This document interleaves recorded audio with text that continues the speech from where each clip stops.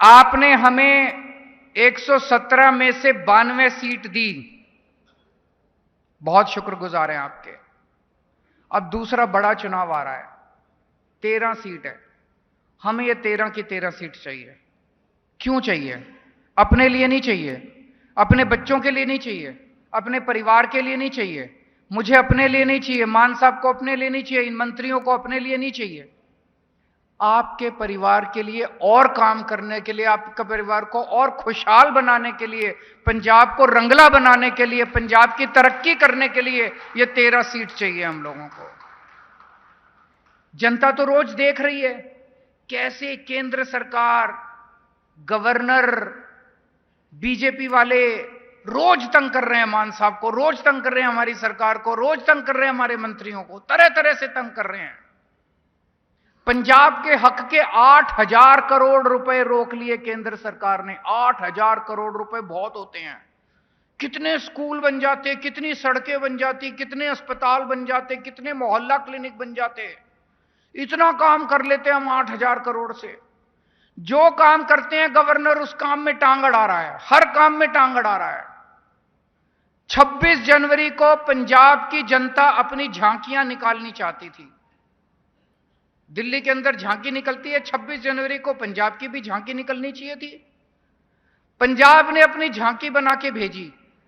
उस झांकी में सरदार भगत सिंह थे, उस झांकी में करतार सिंह सराभा थे, उस झांकी पे लाला लाजपत राय थे। जितने पंजाब के स्वतंत्रता सेनानी हुए उन सब की कहानियां थी उस झांकी में।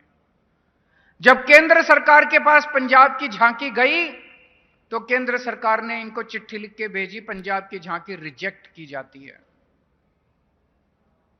ये केंद्र सरकार में जो बैठे हैं ये सरदार भगत सिंह को रिजेक्ट करने वाले होते कौन हैं? ये केंद्र सरकार में जो बैठे हैं ये करतार सिंह सराभा को रिजेक्ट करने वाले होते कौन हैं? ये लाला लाजपत राय को रिजेक्ट करने वाले होते कौन हैं? इन्होंने पंजाब की झांकियां रिजेक्ट कर दी। रोज अब ये पंजाब के अंदर सरकार गिराने के लिए रोज एमएलए को, कभी किसी एमएलए को अप्रोच करते हैं, सरकार गिराना चाहते हैं जो पंजाब के लोगों की। इससे लड़ने के लिए आज अकेला भगवंत मान आपके लिए लड़ रहा है। भगवंत मान केंद्र सरकार से लड़ रहा है, इन बीजेपी वालों से लड़ रहा है, गवर्नर से लड़ रहा है। आपका बेटा, आपका भाई अकेले रोज रात दिन 24 घंटे आपके लिए लड़ रहा है। आप इसको अकेला छोड़ दोगे? इसका साथ नहीं दोगे? आज अगर आप 13-0 से इनको हरा दो, 13 की 13 सीटें इसको दे दो, तो ये 13 हाथ बनेंगे भगवंत मान के। ये 13 हाथ बन के दिल्ली के अंदर जाके बीजेपी से लड़ेंगे और केंद्र सरकार से लड़ेंगे। 13 एमपी लोकसभा के अंदर, संसद के अंदर उठ के आपकी आवाज उठाएंगे, पंजाब की आवाज उठाएंगे। मैं आपसे पूछना चाहता हूं, आज भी 13 सांसद, पंजाब ने 13 सांसद, 13 एमपी भेजे हुए लोकसभा के अंदर। किसी की आवाज आती है? कोई सुनाई देता है? पता चलता है कि 13 सांसद भेजे हुए उन पार्टियों के क्या करते हैं वो? जब आपके 8,000 करोड़ रोके केंद्र सरकार ने, वो 13 सांसद कहां थे?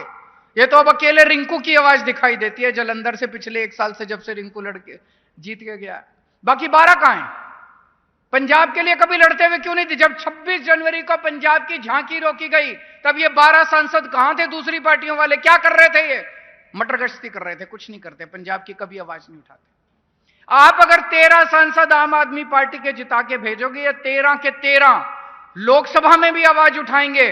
और अगर आपका कोई काम रुकेगा, अगर रूरल डेवलपमेंट फंड का रुकेगा, तो उस मंत्री के घर जाके, उसके दफ्तर के अंदर जाके बैठ जाएंगे, हटेंगे नहीं जब तक आपके पैसे रिलीज नहीं होंगे।